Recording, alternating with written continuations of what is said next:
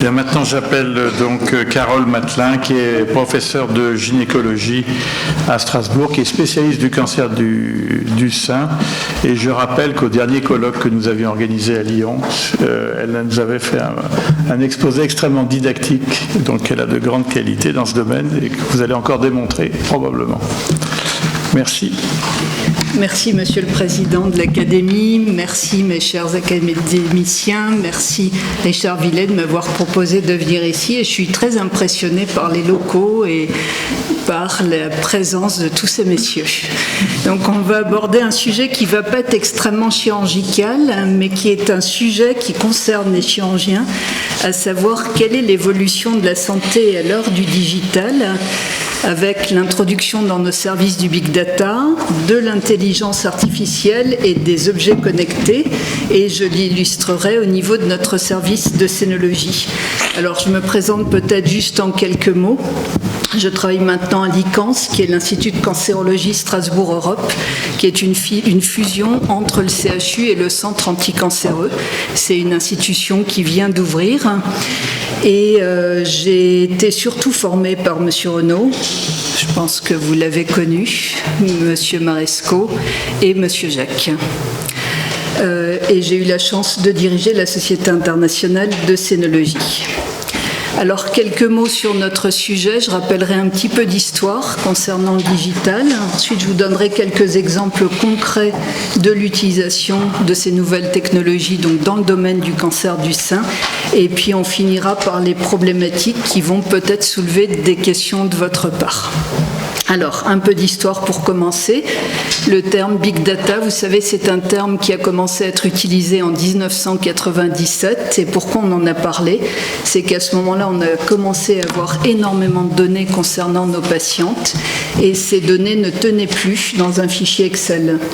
Donc, il avait fallu imaginer des nouveaux modèles mathématiques pour travailler sur ces données multiples. Le terme français, c'est le terme mégadonnées. Il est dans les dictionnaires français, mais malheureusement, on ne l'utilise jamais. Deuxième point, l'intelligence artificielle. Alors, qu'est-ce qu'on appelle intelligence artificielle? Eh bien, c'est toute forme de comportement intelligent que l'homme, et c'est important, a intégré dans une machine. Donc, il y a toujours un apprentissage humain au départ. Et les grands progrès de l'intelligence artificielle ont commencé dans les années 50. Vous vous souvenez des machines qui ont battu les humains au jeu d'échecs au départ. Et puis, cette intelligence artificielle a progressé. Vous avez évoqué tout à l'heure, Monsieur le Président, le machine learning, le deep learning. Il y a maintenant des chatbots, etc. Et le dernier point sont les objets connectés, que les Anglais appellent les IoT. Ce sont des objets qui sont capables, outre leur fonction principale, je pense à nos téléphones portables ou à nos montres, d'envoyer ou de recevoir des informations par l'intermédiaire d'un réseau de télécommunications. Donc on va aborder maintenant quelques utilisations de cela. Et pourquoi on a beaucoup de ce type de choses dans les services de scénologie? Il y a eu 3 raisons pour cet enthousiasme. Le premier, c'est l'augmentation considérable de la puissance de calcul des ordinateurs qu'on dispose dans nos services. Et à titre d'exemple, ce que calcule aujourd'hui un ordinateur qu'on appelle une Q-Box dans un service de scénologie, ce que fait un ordinateur en 1 seconde aurait pris 24 000 années dans les années 60. Donc une accélération considérable des résultats. Le deuxième point, c'est l'augmentation exponentielle des données, parce qu'on a tous beaucoup de données, et puis on a tous des portables et on a tous des ordinateurs. Et le troisième point, c'est qu'il y a un engouement pour ces technologies. Et si vous demandez un dossier de financement, c'est plus facile d'avoir un dossier de financement si vous avez de l'intelligence artificielle ou du deep learning dans votre sujet. On vous finance davantage et en plus, les sujets deviennent moins coûteux puisqu'il y a une baisse considérable du coût de stockage de la donnée. Alors, quelques exemples d'utilisation de ces technologies dans nos services. Je vais séparer en 3 parties. Les big data d'abord. Alors, pourquoi il y a beaucoup de projets big data dans le cancer du sein? Eh bien, parce que le cancer du sein est un cancer qui est extrêmement fréquent. Vous savez qu'en France, on va atteindre les 60 000 nouveaux cas par an. Quand j'ai commencé à faire de la scénologie avec M. Renaud, on avait 25 000 nouveaux cas. donc une augmentation considérable, et un cancer qui se guérit bien, ce qui fait que les femmes sont suivies tous les ans pendant des années et des années. Et puis, il y a beaucoup de choses qu'on fait pour ces dames-là. Il y a de l'examen clinique, il y a de la mammographie, il y a de l'échographie, il y a de l'IRM, il y a de l'histologie, il y a de la génétique. Donc, ça fait énormément de données pour énormément de femmes qui vont être suivies pendant de très nombreuses années. Alors voilà un exemple concret de cet ordinateur qu'on a dans nos services, ça s'appelle un Q-Box. C'est un ordinateur qui est un logiciel particulier qui s'appelle Onconome et qui est conçu pour analyser les dossiers de scénologie. Pourquoi il est conçu pour ça? C'est un ordinateur qui doit comprendre le vocabulaire. Le vocabulaire a changé. Autrefois, on parlait de carcinome canalaire in situ. Maintenant, on parle de néoplasie intraductale. On parlait de maladie de Récu. Maintenant, on parle d'état fibrokystique, etc. Donc, c'est un ordinateur qui a été conçu pour un usage en scénologie, mais on peut très bien l'imaginer en digestif, en urologie, etc. Et nous, on l'utilise régulièrement pour analyser une cohorte prospective de cancer du sein qui, pour le moment, comporte 18 000 patientes et qui nous donne des statistiques descriptives et analytiques automatisées adaptées à des grands volumes de données, ce que ne peuvent pas faire les outils classiques. Alors, avant de rentrer toutes ces données dans cet ordinateur, il a fallu bien entendu qu'on ait le consentement des patientes, qu'on ait l'accord de la CNIL, qu'on ait l'accord d'un comité d'éthique, etc. Et voilà un petit peu le genre de choses que ça nous donne. Premier constat, c'est l'accélération considérable du temps de la recherche.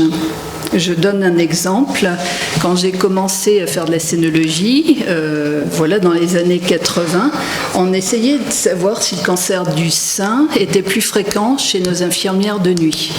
Donc on avait lancé une cohorte où on étudiait d'un côté les infirmières de nuit, de l'autre côté celles qui travaillaient le jour, et on les suivait d'année en année pour voir si elles faisaient plus de cancer du sein quand elles travaillaient la nuit.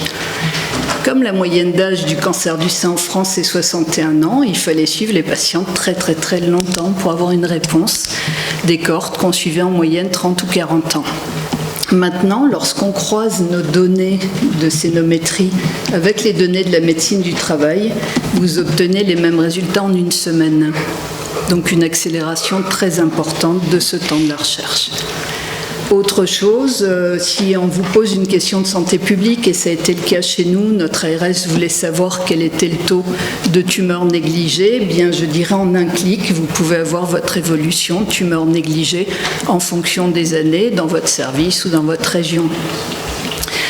Donc c'est intéressant pour essayer d'évaluer l'état de santé de la population. Et troisième point, ce qui est intéressant sont les découvertes qu'on n'attendait pas, et vous l'aviez mentionné tout à l'heure en introduction, la sérendipité, la découverte inattendue.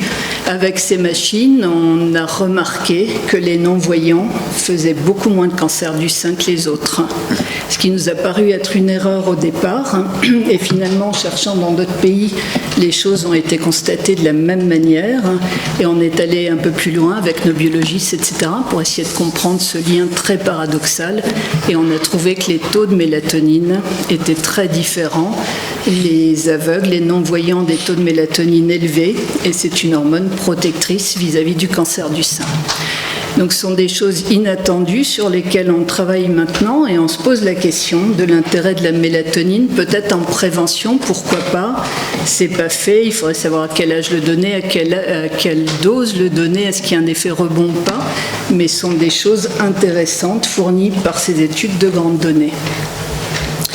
Et donc on a pu publier quelques papiers en utilisant donc cette cohorte et ces nouveaux outils informatiques, par exemple l'impact du diabète de type 2 sur le cancer du sein, ou l'impact de l'âge, etc., etc.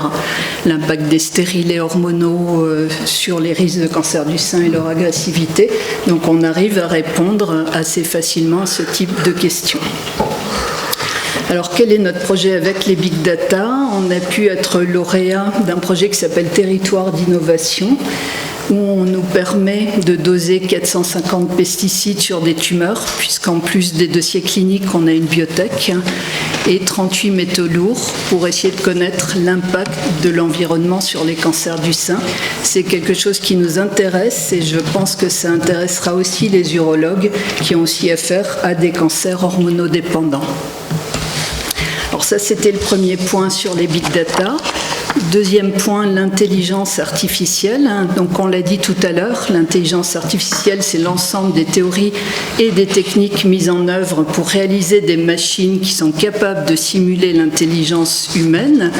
Mais le premier temps, évidemment, passe par l'apprentissage de la machine. Et on a un programme actuellement d'interprétation des IRM 3D dans la pathologie du sein. Ce sont les radiologues, en particulier M. Galix, qui a fait l'apprentissage des machines. Et dans un deuxième temps, c'est-à-dire maintenant, les machines travaillent toutes seules et nous sélectionnent les coupes sur lesquelles il y a probablement une anomalie. Donc la machine ne travaille jamais seule, mais elle facilite le travail du radiologue en sélectionnant déjà les coupes d'intérêt. On a fait des algorithmes aussi d'aide à la décision médicale qu'on utilise dans nos RCP et ça nous permet d'avoir des décisions qui vont être plus constantes, je dirais. On évite l'aléa dépendant des personnes présentes à la RCP. Et puis, ce qui est intéressant, en regardant un petit peu ce qui se passe avec l'intelligence artificielle, et ça dans tous les domaines de la santé, c'est quand vous avez le mot deep learning dans un titre, eh bien, les revues acceptent plus volontiers les papiers. Et en plus, ces papiers, on a pu montrer qu'ils sont plus cités et que finalement, sur un plan pédagogique, c'est des papiers qui sont plus repris. Donc quelque chose qui peut être intéressant. Et ce qu'on a pu montrer aussi avec le CNRS à Strasbourg, c'est que ça réduit la frontière entre la recherche publique et privée. Il y a beaucoup de travaux collaboratifs qui unissent des équipes qui ne travaillaient pas ensemble. Et puis, on a, bien sûr, dans nos services des chatbots, ce sont des outils conversationnels écrits et ce qu'on appelle des voice bots, des outils conversationnels oraux. Les patients peuvent parler à leur portable. J'ai mal aux articulations quand je prends un inhibiteur de l'aromatase, que dois-je faire? Et il y a une petite réponse automatique. Tout ça est sujet à discussion. Je présente au départ. Et le troisième point sont les objets connectés. Alors là encore, ils progressent énormément dans le domaine de la santé. Quelle que soit notre spécialité, on a des objets connectés et les taux de croissance vont être énormes dans les années qui viennent. Alors, qu'est-ce qu'on a, nous, dans notre service? On a un manchon connecté qui prévient les patientes en cas de gonflement du bras après curage axillaire, en disant là, il y a un gonflement significatif, allez voir votre médecin, il y a peut-être une phlébite, il y a peut-être un lymphœdème. Et ça permet aux patientes de choisir les bonnes activités parce que ce n'est pas toujours le même sport ou la même activité qui provoque le lymphœdème. Une dame pourra faire du violon sans risque de lymphœdème, une autre fera du violon et aura un risque de lymphœdème. Donc il y a des alertes individualisées qui sont assez intéressantes pour nous cliniciens. Et puis, et là, c'est pas nous qui travaillons sur ce sujet, mais il y a deux équipes qui travaillent là-dessus, sur le soutien-gorge connecté. Il y a une équipe américaine et une équipe du sud de l'Alsace, où ils ont mis en place dans des soutiens-gorge des systèmes d'impédance-métrie et de thermographie. Et les patients doivent porter leur soutien-gorge, par exemple, 1 heure par mois. Et s'il apparaît une zone particulièrement chaude et particulièrement dure, et que c'est reproductible, on les invite à consulter un médecin. Alors ça peut être intéressant, peut-être, il faut que l'essai clinique se termine, il faut qu'on soit sûr de la qualité de ça, mais je pense que ça peut être intéressant dans des tranches d'âge où la mammographie n'est pas pertinente, où elle ne donne pas de bons résultats, ou dans des pays où l'accès à la mammographie est compliqué. Alors, vous voyez un peu le parcours de la patiente qui a un cancer du sein. Pour le dépistage, on s'intéresse beaucoup au soutien-gorge connecté. Pour le diagnostic, bien sûr, l'aide à l'interprétation des mammographies, de l'IRM, etc. Et nos pathologistes ont des lames maintenant qui sont analysées aussi avec l'intelligence artificielle. Pour le traitement, on a la chirurgie, bien sûr, robot assisté, les algorithmes de décision, des algorithmes pour établir le pronostic. Et puis, quand les dames sont chez elles, il y a la télésurveillance, il y a les chatbots, il y a les objets connectés. Alors, des problématiques, il y en a, mais ce qui est sûr, à mon avis, c'est qu'on n'arrêtera pas le progrès. Le changement est en marche. Pourquoi? Parce que ça fait plaisir d'avoir des études qui se finissent assez rapidement, de pouvoir découvrir des choses de manière inattendue, d'avoir l'aide, non pas juste d'une machine, mais d'une machine en complément de la lecture d'un radiologue. On est content que les patientes aient une autonomie renforcée aussi, qu'on puisse les surveiller à distance. On a des applications pour les portables, la télémédecine, la télésurveillance, etc. Tout ça est en marche, mais les problématiques sont nombreuses. Et je crois que c'est ça qu'il faut qu'on réfléchisse au niveau de l'Académie de chirurgie. D'abord, comment faire pour qu'on protège nos données personnelles de santé? C'est pas évident. Quelle est la responsabilité juridique lorsqu'on utilise un algorithme intelligent? Qu'est-ce qui se passe s'il y a une erreur? Est-ce que c'est l'utilisateur de l'algorithme? Est-ce que c'est le concepteur? Comment est-ce qu'on va faire? Et puis, les algorithmes sont majoritairement créés par des hommes, et ça nous pose des problèmes. On a fait des essais d'identification d'images, par exemple, et on a montré une dame en blanc à un système d'intelligence artificielle. La dame en blanc était une infirmière. Si on montre un monsieur en blanc, c'est un médecin. C'est-à-dire que le système a été vraiment créé par des hommes. Et ce qui nous pose souci aussi, c'est le décrochage technologique d'une partie de la population, l'isolement numérique aussi de certaines zones, et puis notre nouvelle relation, c'est plus un couple, un médecin, un patient, c'est maintenant un système qui fonctionne à trois. Il y a le médecin, il y a le patient et il y a la machine, et il faut qu'on réfléchisse à tout ça. Donc je dirais que cette santé à l'heure du digital est en marche, on ne va pas pouvoir l'arrêter, mais je crois que nos sociétés savantes, et en particulier l'Académie de chirurgie, a un rôle à jouer en se positionnant par rapport à ces différentes questions qui vont toucher tous les domaines de la chirurgie. Je vous remercie.